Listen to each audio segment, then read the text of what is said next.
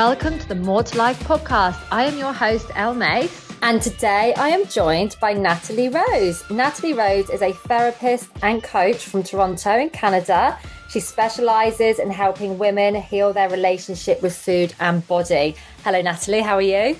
Hi, I'm well, thanks. How are you? Thank you for joining me from across the pond.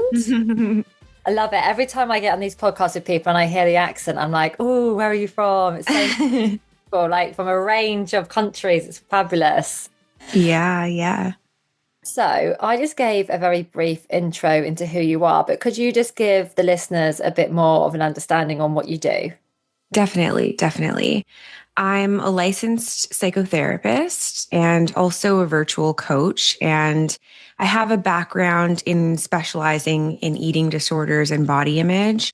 But now primarily I have an online community for women where I offer coaching to help women heal their relationship with food, with their body, and with themselves. You know, as we were kind of just talking about before we hit record, that a lot more people struggle with their relationship with food than they necessarily have full-blown eating disorders. So I think talking about disordered eating or providing that space for people who want to heal their relationship with food is really important. I got into this work because I have my own personal lengthy history with disordered eating, a bunch of different types of disordered eating and body image. So I really wanted to be able to offer something that I wish that I had going through it. Basically, I started dieting when I was really young, like 14. Actually, I was just telling you that my dad's side of the family is from England. And I always ask clients this question of when was your first memory of not feeling good about your body? Or when was your first memory of a situation that happened that made you focus on your body in a different way or consider something might be wrong with it? And for me, that was visiting relatives in England, where I think she was a great aunt or something. And I overheard her, well, just a little bit of context. I was wearing like a cutoff top with my belly showing. And at the time, the Spice Girls were all the rage. So I was wearing kind of like a Spice Girls-y outfit. I might have been definitely a preteen. I was young. And I heard her make a comment to my dad saying something like, oh, she's plump, just like her mom, even though neither of us are plump. Like we both lived in smaller bodies. No one else would really categorize us as being of a higher weight. And that just stuck with me because I could tell it was a comment that wasn't made favorably. Like there was that hint of disdain, and it made me feel really insecure. And I never thought about my body the same way since then. And I was around 14 when I was going to a new school, when I felt like, okay, I had been going through puberty, my body was changing, and I was going to this new school where I didn't know anyone. So I felt like I had to lose weight really quickly. Like before school, I had, I think, a week before school started. And I had just gotten back from a trip from Italy where I had eaten all the lovely food and had gained some weight. So I lost weight in a very unhealthy, unsustainable way. I lost weight really quickly, and that drew a lot of attention from people. I did get a lot of validation and praise for being small, for wearing cute outfits, like basically for my appearance, which was my goal. But I didn't realize that that kind of validation would secure this really strong attachment to how I looked, and then how that affected my connections with other people. So it became more and more important to me to stay small. But unfortunately, when you restrict your food so intensely, it often backfires into binge eating. So I developed this sort of binge restrict cycle that lasted throughout the rest of high school into my early adult years.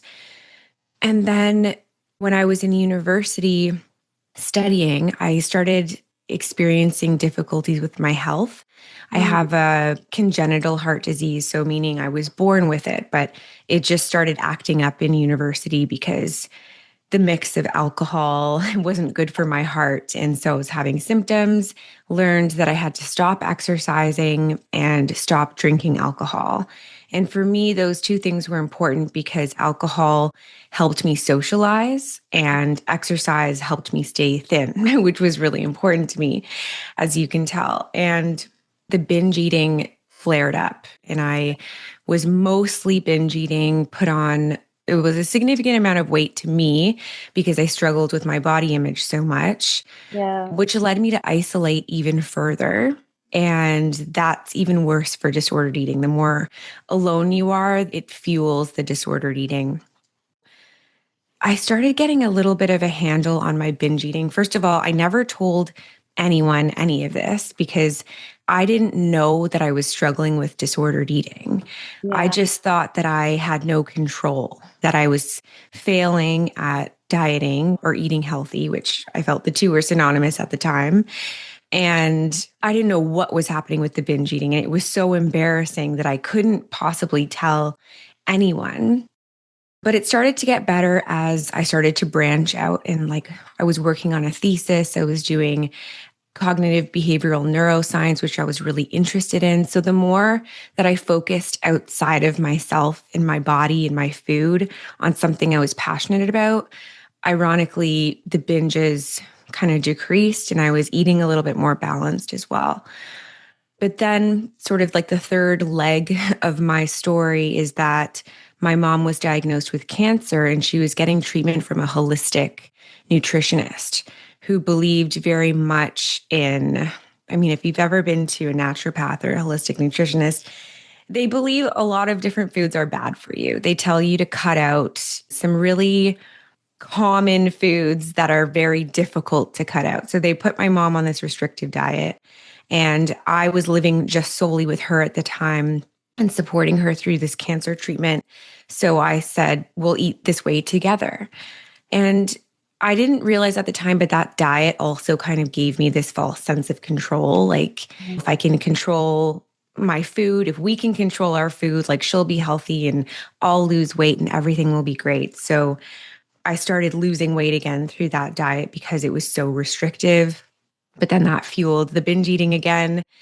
And ultimately, yeah, it was just kind of a mess again for a while.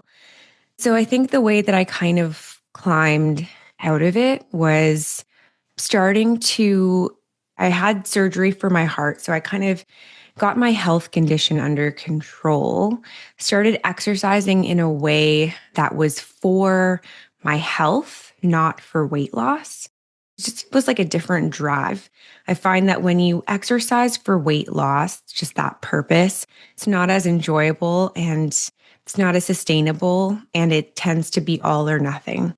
So if you're dieting one day, you'll exercise, but then if you're off the diet, you won't. And then that could last for weeks. So committing to just gentle exercise for my health helped me get into a rhythm of movement.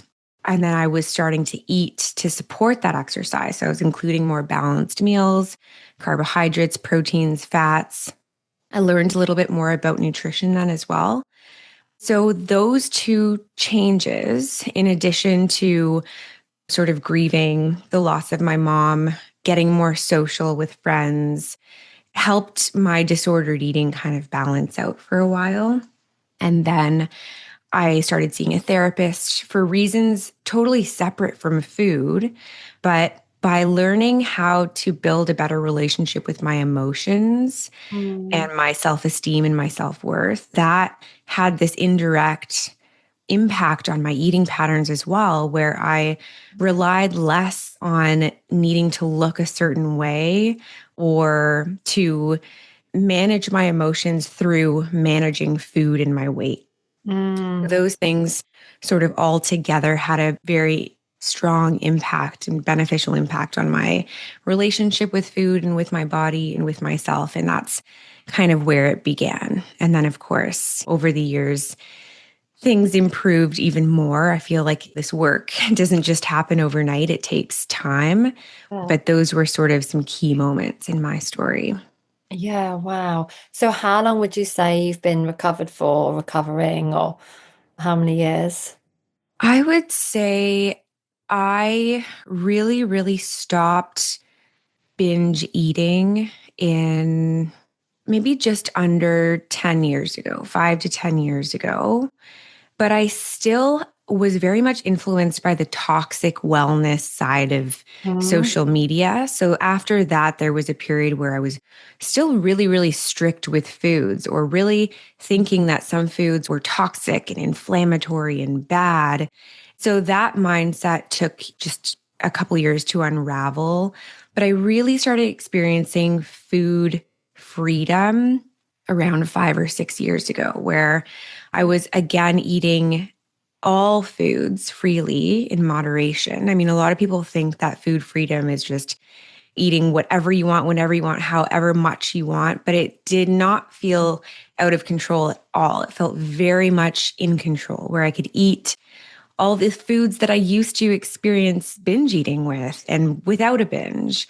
And then, of course, what was another kind of unexpected hurdle was my body started to change. Because when I was in that toxic wellness phase, I did achieve this sort of like extreme leanness. Like you would never look at me and think she's too thin or she's emaciated or she has an eating disorder. But it was a weight that was below, I would say, where my body is naturally meant to be at. Yeah. That kind of does something to your brain. Like it really does trigger this body dysmorphia where you can't really see yourself clearly. Because I remember that despite being so lean at that time, I would have like the strongest anxiety if I was triggered in some way. Like, for example, if I felt like my now husband, my partner at the time, if he sort of made a movement or a look where my brain perceived that as him not being attracted to me or something, which could have just been totally made up in my head, it would give me this extreme anxiety. I would think, oh, I've got too much body fat on me. Like he's disgusted. And it was just totally made up in my brain. He was not thinking that at all at that time. Over those few years, I noticed my body changing, and that was really difficult for me because it brought up a lot of intense emotions from childhood, right? Like from that beginning moment where I felt like my body was wrong and I needed to change it. I felt like my body was going back to that body that was quote unquote unacceptable. So I had a lot of emotions coming up. I didn't know what to do because I knew I didn't want to go back to dieting. I was so secure in my relationship with food and my values in that area where it didn't feel right for me to start restricting again, depriving myself. Yeah. But at the same time, I was like, I don't know how to deal with these body changes. So I tried meeting with therapists, but it was actually really hard to find a therapist who specialized in body image. It was almost like, unless you had an eating disorder, they wouldn't see you or they wouldn't know how to treat you. I think that body image is so complex that a lot of therapists don't feel trained or qualified enough to work with it. So I just kind of threw myself into research. I did a lot more of the emotion work and sort of somatic emotional healing. And I ultimately started specializing in body image work. And that's another thing that sort of fueled my entry into this area. And what I do now is because I really couldn't find someone to support me through some of the most difficult times when I was struggling. So I think the body image piece for many people is really at the root of a lot of our struggles with food. Yeah, absolutely. And I think with body image as well, kind of feedback that I've had from people is that maybe therapists don't understand how heavy that can be for somebody. So a lot of response can be like, well, don't you know, it ebbs and flows, body image goes up and goes down, just make sure you're sleeping and eating, but not understanding the depth and like how all consuming it can really be and how it's get in the way of absolutely every single thing in your life. Definitely. Yeah, I felt like the rug was being ripped beneath my feet. Things were okay when I was eating freely and my body was still like looking the same. But then once it started changing, like I said, all these emotional flashbacks from my past came up and just feeling like I was unlovable and unworthy and my husband wasn't going to be attracted to me. All these thoughts and beliefs really feel so real when those core beliefs are being triggered. So it's really important for me now. I'm so passionate about helping others really get to the root of that and to heal those core beliefs, which is where it kind of all starts. Yeah, absolutely. And I still see day after day after day. I think my social media is purposely sending me all this stuff just to wind me up, but still so many people chasing a grueling gym workout, chasing a calorie deficit. I'm seeing this is a huge thing now, before and after photos. I'm just convinced that they will be happier when they lose that weight or when they get super lean and ripped. Are you seeing this a lot as well? Definitely. Yeah.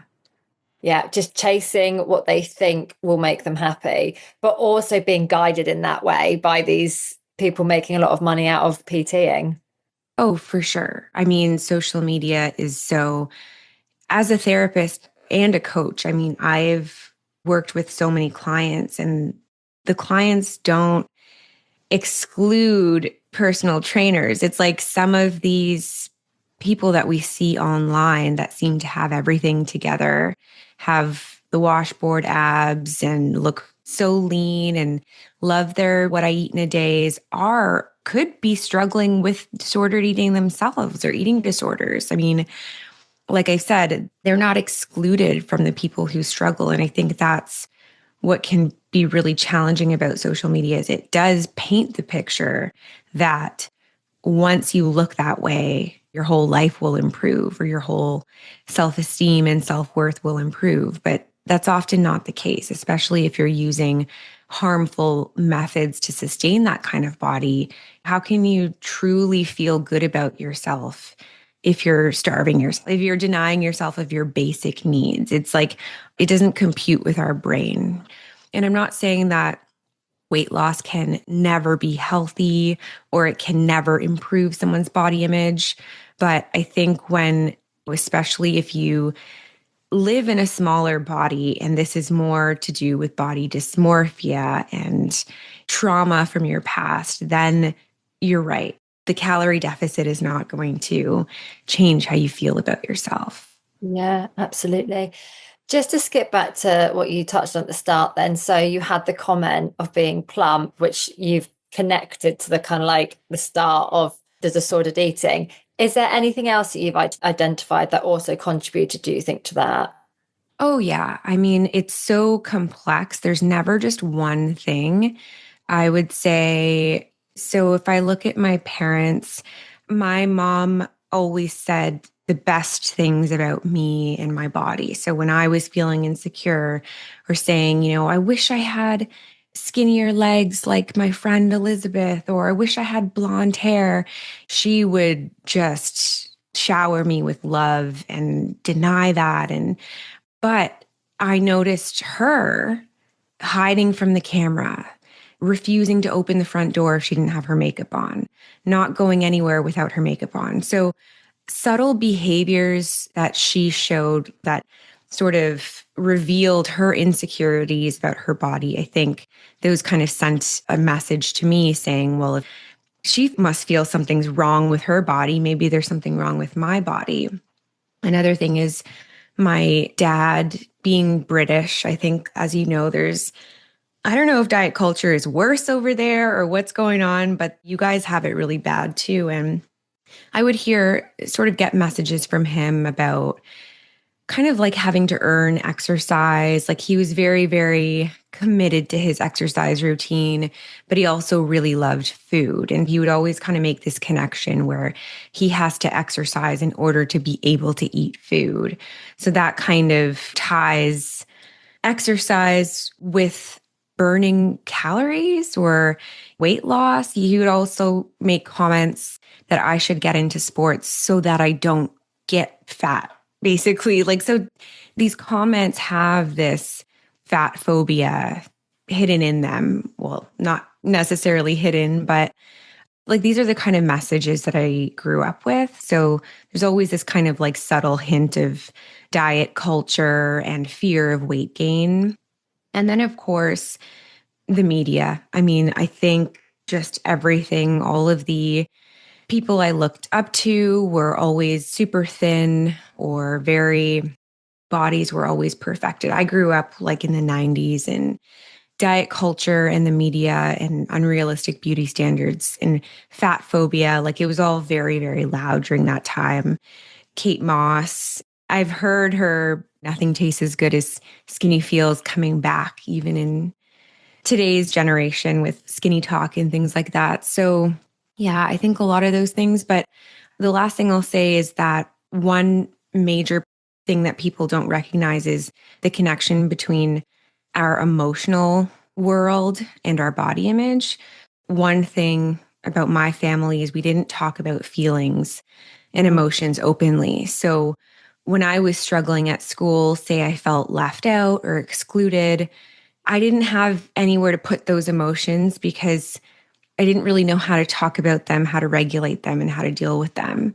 My parents loved me so much, and I grew up in a really loving home, but just by virtue of their upbringings, they didn't know how to talk about emotions or work through them. So I learned to internalize unpleasant emotions. And the thing is that emotions show up in our body.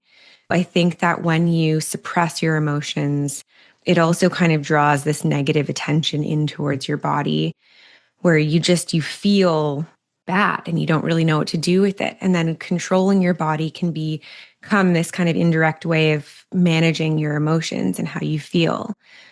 I think that that was a huge piece in this, like connecting all of it, especially because that was a huge piece in my healing journey that helped me release this need for control over my body by being able to learn how to manage my emotions and feel empowered by them versus overwhelmed. Yeah, that suppression of the emotion. And that's that connection to the binge eating, especially as a teenager. We go through so much as teenagers, especially women with menstrual cycles and the body changing. And if we haven't grown up in an environment that's really drawing that emotion out of us, it's got to go somewhere. I was the same as you. Like my binge eating was just off scale when I was a teenager.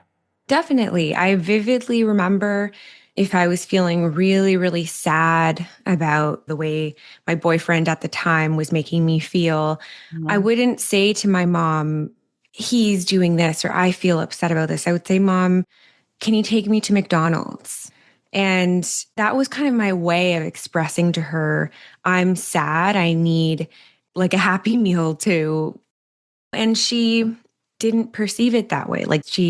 I don't blame her, didn't get that cue that was my cue of I'm sad. I need something to make me feel better. So there was no question of like, what's wrong?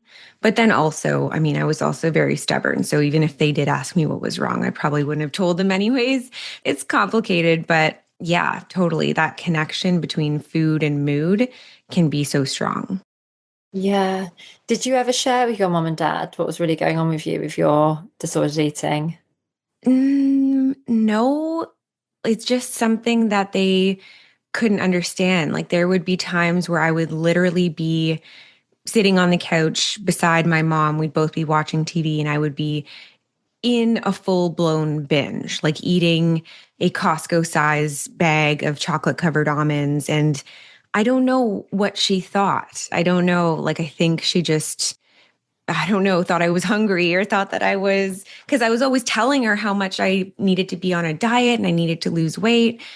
I don't know what she thought. That's the thing. It's like we didn't talk openly about these things. And then my dad, he's still around. And of course, like he follows me on Instagram. He sees the work that I do. I don't know if he fully understands it. And he won't ask questions because, again, there's like that privacy, that difficulty with communication. Yeah, definitely. And I think as well as a parent, an older parent, when your child is grown up, it can be tough, can't it? Because like you want to support them, but then also it's a bit painful to think, did I do something wrong? Could I have done Yeah. something? And again, it's just easier to go, shut that away. I don't want to know if I did something wrong. Exactly. Exactly. I think it's hard to have these conversations. And yeah, I mean, he's older, he's stuck in his ways.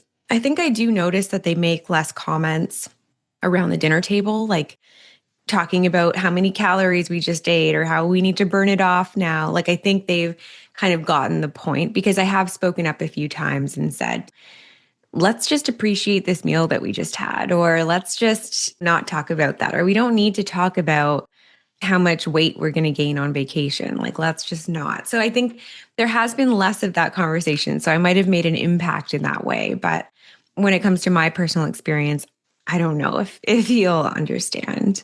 Yeah. And it is like the comments are so sensitive. Like someone could say something and they really mean no harm. They're just so innocent, but you can just get hooked to something. Like I always remember my sports teacher at school was very, very thin. And somebody said to her, how do you stay so thin? And she said, it's calories in, calories out. You just make sure you burn off what you eat. And I remember sat there as somebody that was already very vulnerable to this. And I was took that as black and white. And I was like, okay, so let's say I eat 2000 calories, I have to burn 2000 calories. And then this excessive exercise came in. I don't think she meant that. I think she meant just burn a bit of what you eat. But that was it then. For years, I was like, I don't burn off exactly what I mean. I was obsessed with it. Just shows you how sensitive comments can be. And we can't get away from that. Definitely.